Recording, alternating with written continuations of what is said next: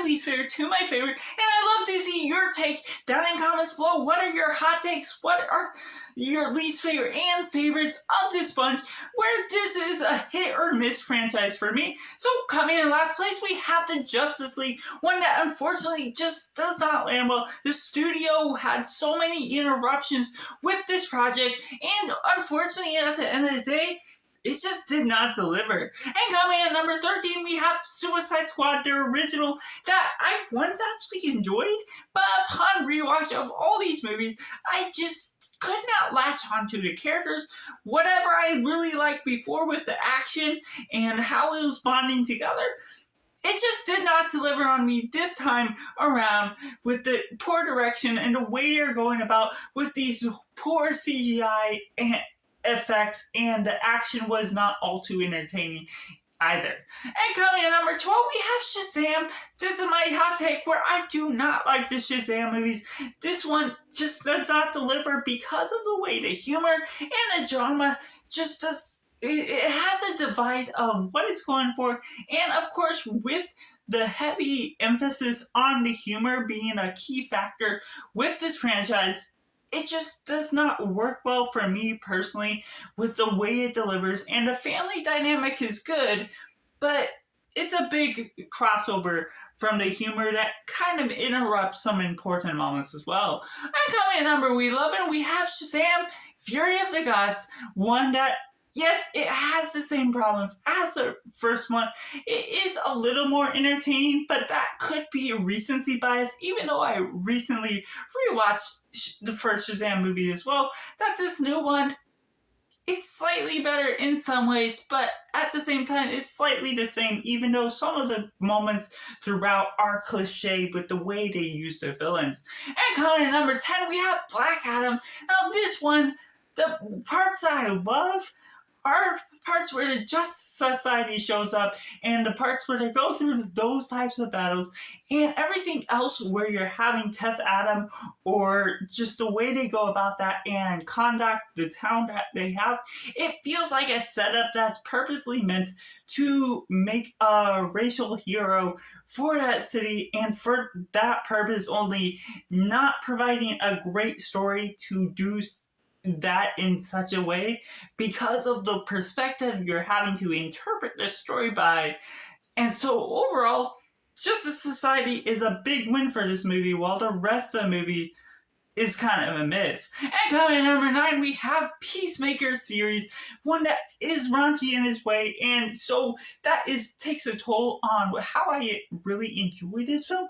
But the way they go about this action, the follow-up to the Suicide Squad movie produced by James Gunn, the way James Gunn directs this is just so good, and I highly enjoy what he has to offer when he's let loose with the reins of being the director of a film with no control. And coming at number 8, we have Aquaman, a fun Indiana Jones-esque adventure, just going about with some fun laughs. There's a few hit or miss moments with the humor, and a few hit or moments with the CGI, since it's so heavily emphasized on how much you have to create just with the computer, and not having the actual practical aspects with all that. But just with the way they go about it is just very fun, even though at some moments they make Aquaman a little dumbfounded in the way he goes about his journey. And coming at number 7, we have Man of Steel, the classic that still lives up to this day. Just highly enjoy Henry Cavill's performance as Man of Steel, and just the way they use Superman, the chemistry with all the characters involved, is just really entertaining. And there's some things at the end battle where General Zod gets adjusted to Earth way too quickly for the purpose of the story continuing forward quickly, unlike how Superman had to adjust to it a lot more longer. But overall, getting past those technical aspects that are flaws, I can just really enjoy this movie still. And coming at number 6, we have the Suicide Squad. Now, it does have its problems with the raunchy humor being a deterrent for me, and the way some of the humor interrupts the flow of the story, as well as Harley Quinn's role in the story, where she's separate from the Suicide Squad we're trying to focus on. But the first half hour is a really strong way of going about this brutality, the setup for the movie, and then that big twist leading us to our real Suicide Squad gang. And it goes about such a fun, entertaining thing that is very unconventional with a weird set of characters. But at the end of the day, James Gunn's directorial work does work well for what he has to offer. And coming in number 5, we have Wonder Woman, one that, while the final battle is a little miss with the battle she has to go up against that feels so set apart from the rest of the story, but for the movie on a grand scope of things, especially for the first 2 acts, the ways they set up her character, you're getting to understand where she's coming from, the cultural exploration, and her going into Earth, where she's seeing men for the first time, essentially, is just something that's really interesting to watch. And I'm always into watching the intercultural exploration, just with my degree that I have. And so that one is a big highlight for me personally. And coming in number 4, we have Batman vs. Superman Dawn of Justice Ultimate Edition, because I've never seen the theatrical edition. So overall, this one with the extended half hour, yes, there is a mark where the Martha scene is a little convenient, but getting past those small little details, I just really enjoyed the action, the inclusion of Batman and Superman. Ben Affleck's Batman is a great addition to the franchise that will be losing fairly soon, that I just highly enjoy, even if it ended up going crazy at near how the franchise is going so far.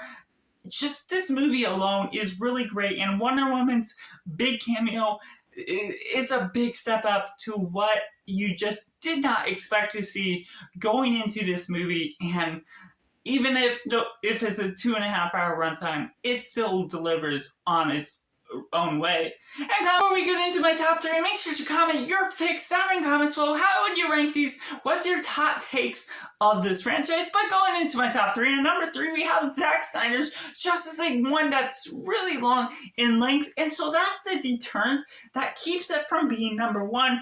Essentially because of the objectivity of the way it has great technical skill, but ultimately there's some things where it could have been sent to the cutting room and chopping down that 4-hour runtime that, like, even upon rewatch, it's just not something I want to go back for, even if it is accomplishing so much more than the original did, and that had so many flaws to it. The color grading is so much better from this one, even if it is a bit darker in the way they produce it and the way they go about telling all these extended cuts of what actually happened when they limited it to a 2-hour run.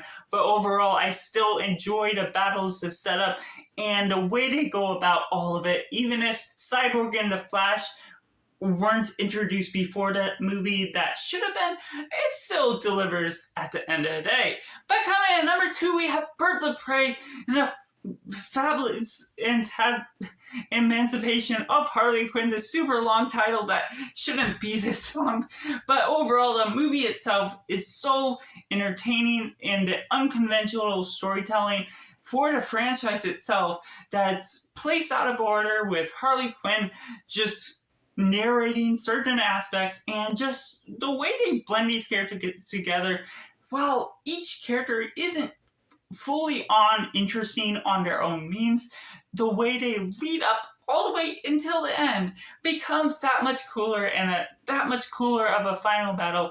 And it's just having Margot Robbie fitting so well into her role as Harley Quinn is really what sells this film at the end of the day. And coming in number 1, we have a surprise Wonder Woman 1984, what was once one of my least favorite of the DCEU gives me a big shocker by actually delivering on its thematic elements. I'm understanding the directorial intent with this film, with all the life matters and the way you're living to produce what you have today, and just the way it goes about that. Well, it does have some flaws, especially at the end where they cheated the system with the lasso of truth. Unfortunately, the way that goes about does not still ruin the film for me. And so upon rewatch, I was so surprised to find that so many thematic moments worked the way they went about this film. I understood so much more about the themes and the ideas that just actually work, and the humor actually balances out pretty well.